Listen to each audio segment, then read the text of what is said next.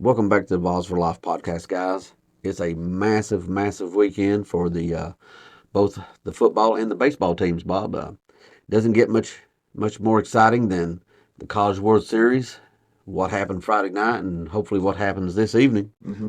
And then Josh Heupel has probably the largest amount of talent he's ever had on campus since he's been at UT. Oh yeah, huge recruiting weekend, Tim. Gigantic, uh, and like you said, man, huge game tonight. And quickly talk about the game Friday night, man. One for the ages, man. Yeah, I mean, you know, during football games, it's a regular thing. If I'm watching on TV, for me to stand up during about half of it. But I'd rarely stand up during baseball games. I was standing up in that ninth inning, and that was something else. That'll give you a little bit of chills, uh, And Christian Moore, wow! I mean, what a game! I mean, for the guy to get a for to be the only guy to hit for the cycle and do it by the sixth inning, and then adds a double. I Well, mean, he's second guy to hit yeah, for a the second cycle. guy Yeah. hit for cycle. Yeah, I mean, unreal. And having and topping it off with one of the longest home runs ever in the College World Series. Yeah. Uh, He's a legend in the making. We are watching. When we talk about the Al Wilsons, the Peyton Mannings, you mhm. know, uh, Todd Helton's. yeah, we're watching one right now. Yeah. Uh, guys, remember to like, subscribe, comment, hit that notification bell because, without doing the notification bell, hitting subscribe is not quite Yeah. what it needs to be. We do appreciate you guys tremendously. Um, but Tim, let's jump into the game tonight. Of course, Friday night was great. I'm super. I still watched I watched the ninth inning again last night. It's on YouTube. Uh, but if we could win tonight against North Carolina, 2-0, it is like I forget the percentages, like 75, 80% chance to going on to the finals. Well, Uh, yeah, and we do have to play better defensively tonight than we did Friday night. We were yes, sloppy yeah, to say the least. yeah. Worst Um, we've played all year in the field, and from what games I've seen, well, statistically, we've um, Patello has not been had the greatest defensive teams down there, but this year we've been a good defensive we team. have been. Yeah, We've seen big improvement from people like Blake Burke and others. oh yeah, Uh, Berg, huge improvement. so I don't expect a repeat of that, and we better not have it against this team. Yeah, They're a quality team. yeah, I don't think they're a juggernaut. I will say that. I think we're the better team. yeah. That's one good thing I feel about in this tournament. We are the best team. Now, will we be the best team tonight? But I mean, they've got some good pitching. They're a good defensive team. They'll throw out there Shea Sprague. I think he's got a 4.0 EPA, ERA. Uh, and and then right after him, uh, I'm sure we'll see. Dalton Pence. Yeah, Dalton Hint. Both of these guys are lefties. Mm-hmm. His ERA is under two. Yeah, Heck of a guy with the bullpen. Um, but Bob, it's like you said. If we play our game, we'll bring home a title. yeah, But it's one game at a time. And right. baseball, all it takes is one bad pitch to go over the wall. That's absolutely you true. know, um, Well, and even your best hitters lose over half the time. yeah, You know, I mean that's true. One thing I always like to look at, no matter what sport you're looking at, is common opponents at this stage of the season. Both teams has played LSU and South Carolina. Tennessee was what 7-0 against those opponents, um, and North Carolina was 3-3. Uh, so I mean, if uh, that makes you feel good. it does. But I mean, obviously, USC and LSU. I mean, I'm glad we're not having to play LSU right now because that's a good team. I mean, Yeah, it is a good team. I um, mean, they took 2 out of 3 against LSU, and you know, I wouldn't want to play LSU 3 times right no. now. I mean, But I think you can do the common opponent thing, and every game's different though. mm, Every day's different. But I mean, it tells you they're in that frame of those teams, and they're good teams. This Yeah. UNC team is a good team. We've got to play our ball game. If we do, though, we'll move on. Yeah. And, and North Carolina's 5-1 their last 6 games. And if you look at those games, almost every single one of them pretty dang close and fairly low scoring game. I would not doubt if Tennessee can get, maybe 5 runs, that might be enough to win this ball game. Well, they're only averaging 4 runs over the last 6 games. Yeah. They've scored 24 runs. Their opponents have scored 20. To give you an indication of how close all these, they're finding a way to win. Now that the small margin makes you feel kind of good, saying they're not playing their best, Mm-hmm. but then you realize they're 5-1 with that small margin, and they're finding a way. And man, sometimes those are the teams hardest to beat. Oh yeah, I mean, but I don't expect a 12-11 one just like you did against Florida State. But uh, they're a very good team. Uh, I think they might have been the best team in the ACC this year, and you've got 4 teams in the tournament. So that tells a little bit of something about you. Well, it tells a lot. Speaking of telling a lot, Bob, let's jump into the meat of our football portion of this thing. Mm-hmm. What an array of talent down in Knoxville this weekend. Man, I tell you what, Tim. We was going down the list, and I kind of forgot how big uh, of a weekend this was until we started looking at the names. I was like, okay, won't, won't, won't, won't, won't, won't. I mean, it's not just a lot of good players. You've got a lot of, uh, well, I mean, to tell you how big a weekend this is, just about every kid we're in on this weekend, it's going against Alabama, Georgia, Clemson, Texas, Ohio State, the big boys. Yeah, I mean, there's not many teams that we're fighting against. Let's say Kentucky, Missouri, South Carolina. If we are, it's because these guys are from those states. right. Um, if you could just pick out 10 guys and say, "Hey, we're going to take these 10," you'd probably finish with the top one or two class in the country. I mean, Mm-hmm. but we got to get our fair share. And to be honest about it, we're probably trailing on almost all of these guys. Most of them. Yeah, most of them. Now, that's the only thing that makes me feel kind of That's true. deflated. I mean, that's true. I mean, we're only leading for probably, a small handful of them, which some of them are commits that's on campus Well, yeah, right we now. do have several Uh, commits that's going to you help know, peer recruit. the one guy I feel like we are leading for was offensive lineman, top offensive tackle in the country, David Sanders. You've probably heard us mention his name before. Oh, without a doubt, David Sanders is the headliner of a group of headliners. Yeah. I mean, UT has went out and we have targeted quarterbacks. Okay, we got Mm-hmm. GMAC, George McIntyre, of course Nico. We got Merklinger, Faison Brandon, top quarterback in the country next year is leading for him. Mm-hmm. I mean, when it comes to we've put our money where our mouth is. you know, our NIL money, whether you like it or not, NIL's here, Yeah.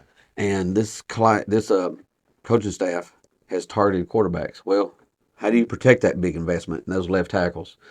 Yeah. 2 years ago, I thought we was going to get Francis Marigola, Yeah. and didn't work out. Last year, Jordan Seaton, Mm-hmm. longest time we was battling tooth and nail with him. Thought we led a time or two there, Yeah. and of course he went to Colorado. Right. This year, it's David Sanders. Yeah. Um, I'm going to say we're not going to go 0-3. No, the problem with the positions like quarterback, offensive tackle, edge guys, you can be leading for these guys up to the last minute. Somebody make a phone call and want to overpay for somebody. They're desperate. But they might be desperate, like you said. I mean, When those you're are positions you need. I mean, those are game changing positions. And I think that's the reason why you lose out on some of these guys like that. But, uh, but man, well, let's start off on the defensive side, Tim. I mean, man, I tell you what, when I was looking at that list, I was like, these are upper level guys. I mean, upper level. Well, they are. We got one guy peer recruiting down there for us, our committed Ethan Utley, Yeah, a quality guy in state here, and we're going to have to pull somebody in. I guess the easiest one, quote easiest if it's such a thing, is simply Charles House. hmm He we thought we led for him for a long time. yeah, Now he's made some trips to Georgia and Alabama, and we're trailing. yeah. Uh, you know, I think we can pull that one back. I hope we had a huge weekend this weekend to pull that one back because he is an important recruit for us. Man, you got him, man. You got Isaiah Gibson, Jared Smith, Zion Grady, Damian Shanklin. Those are just edge guys, probably. Uh, might be a strong side defensive end there, one or two of them. But man, those are some big time defensive ends to keep maybe this whole Pierce thing going. You know, got to have edge guys, which we've got some edge guys On besides campus. Pierce. Yeah, but you got to keep that rolling. It's important to keep those big time guys going. And they're big time. They're, Yeah, Gibson, I think, depending on who you talk to, top two or three defensive linemen in the yeah, country, and Jared Smith is too. He's easily a top five defensive lineman in the country. um, Then, Zion Grady and Damon Shanklin, you know, they're not exactly too far down that thing. no, they're not. I mean, I mean, you got like we got like five of the top 10 defensive ends in the country on on campus. campus right now. And, let's, while we're staying on the big guys, let's jump back over to offensive line, Bob. A local guy here, just down the road from us, Nick Mm-hmm. Moore. Right. Um, we had heard early this week that West Virginia was probably the leader for him. He liked them a lot because they was offering him to play on the defensive line. No Yeah. one else was. Right. Feelings were a little hurt because UT was so slow in offering him. Mm-hmm. And then later in the week, uh, he said he was going to commit one evening, Yeah. and Tennessee went all hands on deck to get him not to commit and come in. He moved his official visit up to this weekend. They're going to go all in on Nick Moore. Yeah. Um, I think they see him as their future center. Mm-hmm. He's a guy you need. Center is a critical spot on this offense. Probably more so than most offenses because you're running that fast-paced offense. You need a smart guy, and all things I've heard is Nick Moore's really, really smart kid. Yeah. You need somebody who can process things quickly, find out who's blitzing, help the other linemen set things up.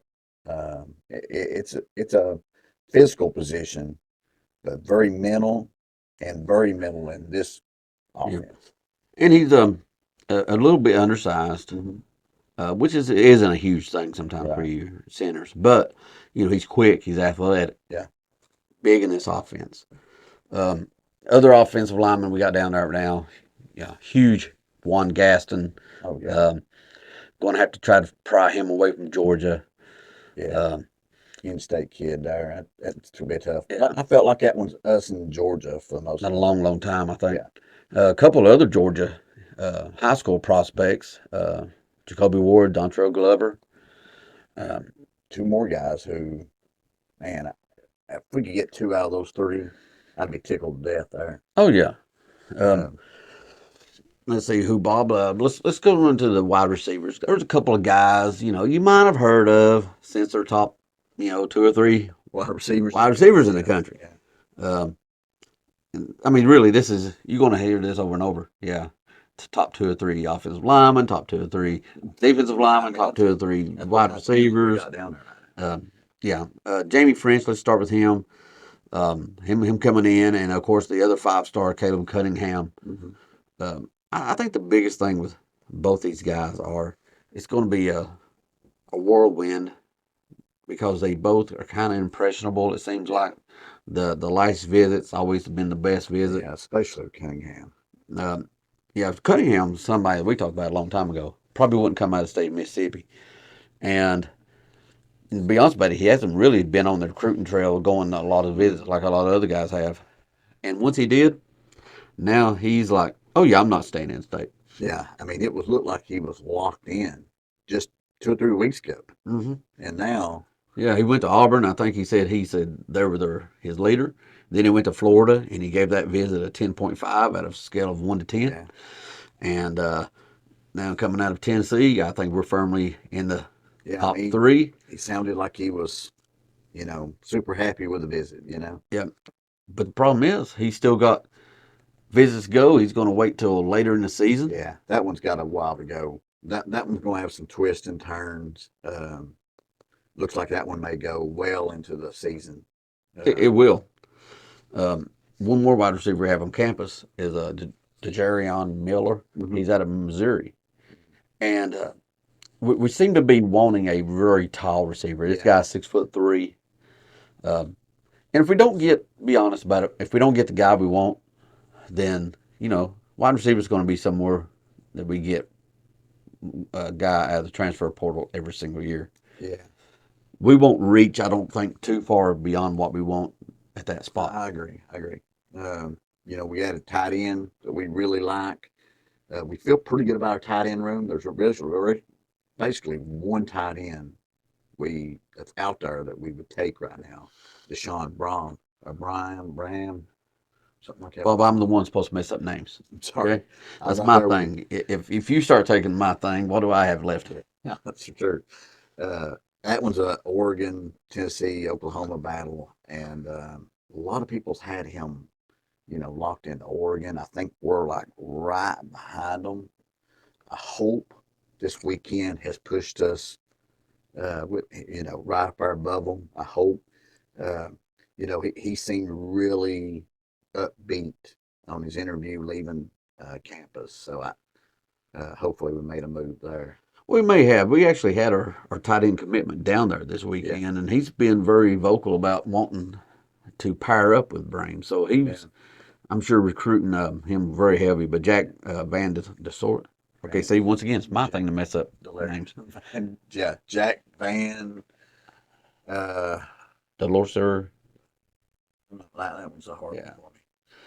Yeah, all names are hard for me. I wish everybody was named Joe and Yeah, it was the reason why we're named Bob and Tim. I 'cause mean, the parents only knew that's how how you that's how 3-letter we could words. get I mean, Delorsier or something. I yeah, can't remember now. But yeah, anyway, that sounds right. no, it probably don't. But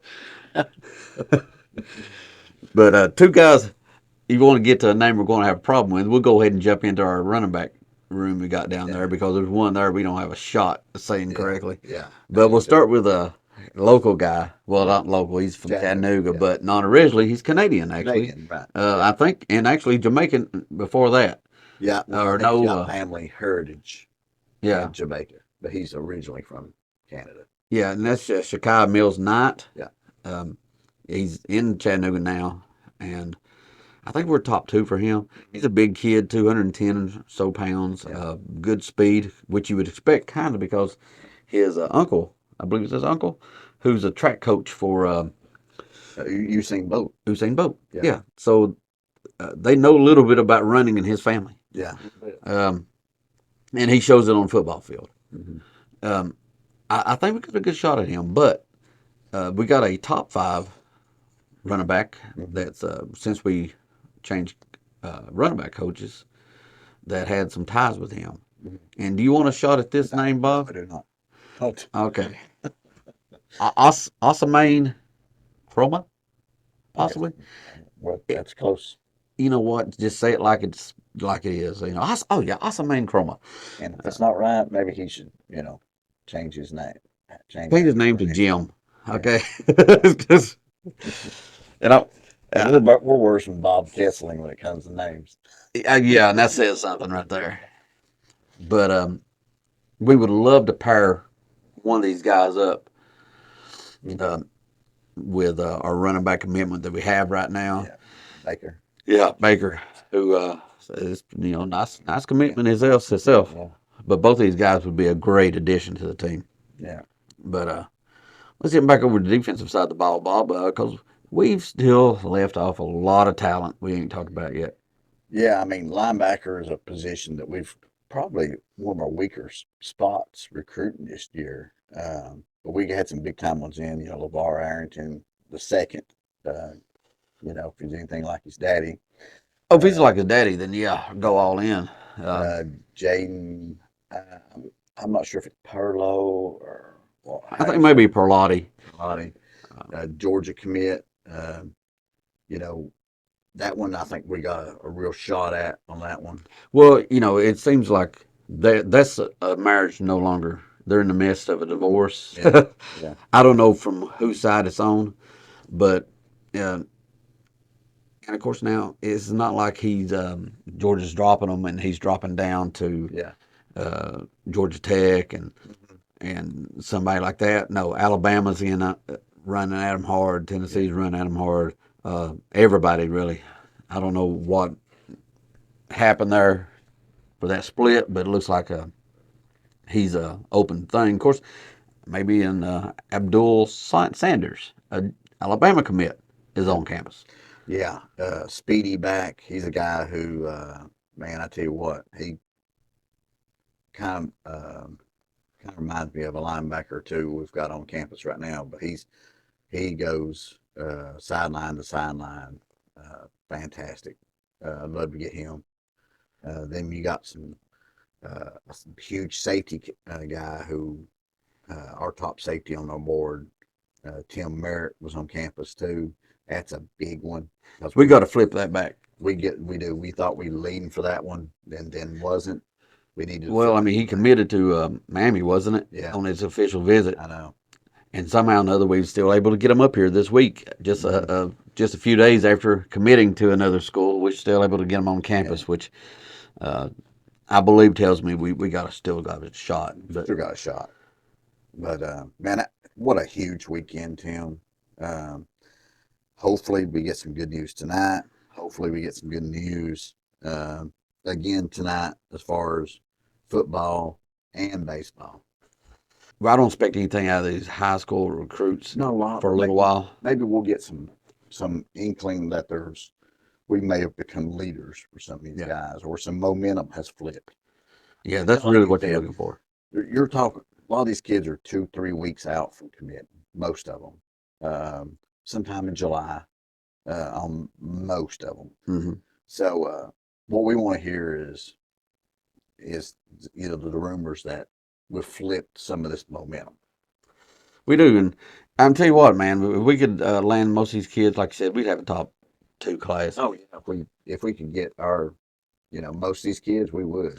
But next weekend, gonna be this just like this all over again. Yeah, another big weekend next weekend. Yeah, we put a lot of our kids in these two. These 2 weekends. Yeah, But guys, thanks for joining us again.